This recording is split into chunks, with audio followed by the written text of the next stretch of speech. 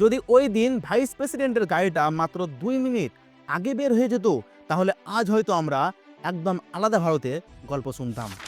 13ই December 2001 সাল, সেই দিন যখন সন্ত্রাসীদের টার্গেট ছিল কোনো সাধারণ মানুষ নয়, বরং ভারতের গণতন্ত্র ছিল। আর সবচেয়ে ভয়ঙ্কর ব্যাপার হলো, হামলাকারীরা একদম ভিতরে ঢুকে পড়েছিল। দিল্লির সেই সকাল একদম সাধারণ ছিল। সংসদ ভবনে সরকার আর বিরোধীরা সবসময়ের মতো মুখোমুখি ছিল। বাইরে সাংবাদিকরা রাজনীতি নিয়ে বিতর্ক করছিল। সিআরপিএফের জওয়ানরা ঠান্ডা রোদে ডিউটি দিচ্ছিল।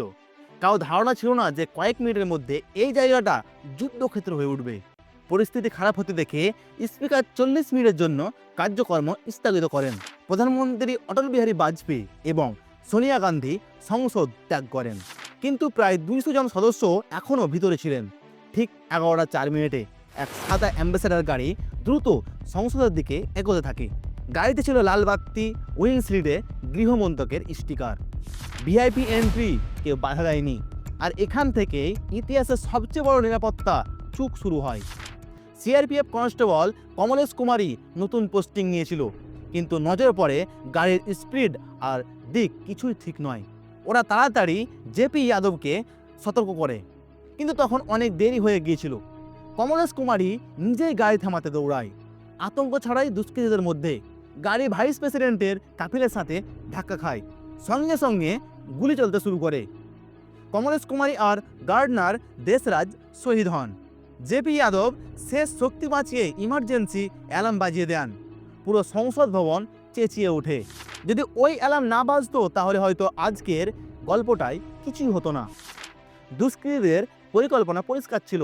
সংসদ সদস্যদের বন্ধক বানানো, সরকার থেকে দাবি বানানো, সংসদের ভেতর থেকে গোটা বিশ্বের কাছে বার্তা দেওয়া প্রত্যেক জঙ্গির কাছে AK-47 গ্রেনেড, ব্যাকপ্যাড, বোমা থাকে। এই হামলা আত্মঘাতী ছিল। সিআরপিএফ কনস্টেবল সন্তোষ কুমার ওরা ওখানে ফাঁদ পেতেছিল। এক এক করে 3 জন জঙ্গিকে গুলি করে মেরে ফেলে, কোনো ভয় না পেয়ে, কোনো থাম না ধরে। আজকে সংসদ যদি দাঁড়িয়ে থাকে, তার একটা কারণ সন্তোষ কুমারও। শেষ জঙ্গি প্রথম তলায় ওঠার চেষ্টা করে। যখন বাইরে বের হওয়া অসম্ভব হয়, তখন সে নিজেকে উড়িয়ে দেয়। ধোঁয়া, আগুন, চিৎকার, পুরো 45 মিনিট সংসদ যুদ্ধক্ষেত্রের মতো ছিল। 5 জন জঙ্গি মারা যায়, কিন্তু দামটা খুব ভারী ছিল। দিল্লি পুলিশের 6 জন জওয়ান, সংসদ সুরক্ষা 2 জন জওয়ান আর একজন নির্দোষ মানিক দেশকে দিয়ে দিলেন প্রাণ। এই ষড়যন্ত্রের গোড়া 2000 সালে। ICA 814 জন হাইজ্যাক, যেখানে 3 জন জঙ্গিকে মুক্তি দেওয়া হয়, যার মধ্যে ছিল মাসুদ আজহার, গাজী বাবা আফজল গুরু, নকল আইডি, রেড বিকন, অ্যাম্বাসেডার গাড়ি।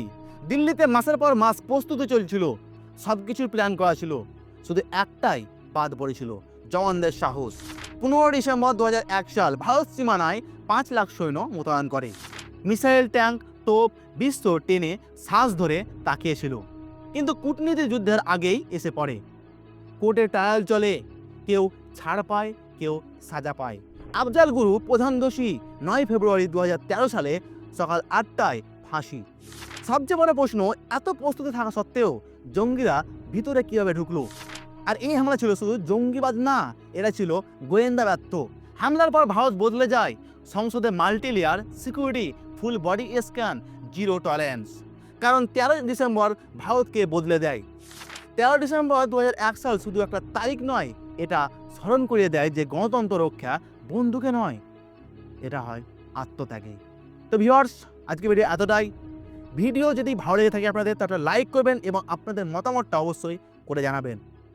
আর এখনও পর্যন্ত যারা চ্যানেলে সাবস্ক্রাইব করেনি, অবশ্যই সাবস্ক্রাইব করে পাশে থাকবেন।